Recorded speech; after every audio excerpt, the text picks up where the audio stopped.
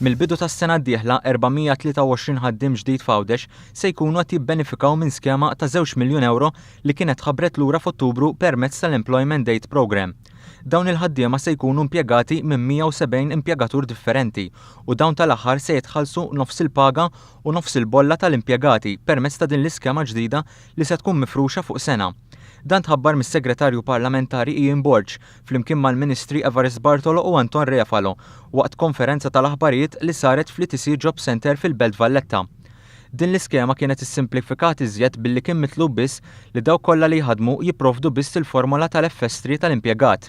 Is-Segretarju Parlamentari Ian Borg spjega kif mit-13 ta' Marzu l-hawn ġew investiti €16 miljun fil-Gżira Awċija. Min-naħa tiegħu il-Ministru Evarist Bartolo fisser kif permezz ta' dan il-programm ingħata bidu għal proġett vokazzjonali għal dawk l-istudenti Awċin li qed iħossuhom sejrin lura fl-iskola.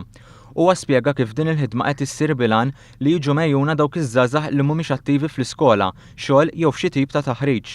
Il-Ministru għal Għawdex Anton Refalo qal li waħda mill-wedit elettorali kienet dik li jiżdied l-impjieg fil-Gżira Awċija. Għaldaqstant, skemi ta' dan it-tip qed itaffu l-problema eżistenti ta' impjieg fl-istess gżira u l-ħsieb tal-Gvern preżenti huwa li skemi ta' dawn it-tip jibqgħu għaddejjin.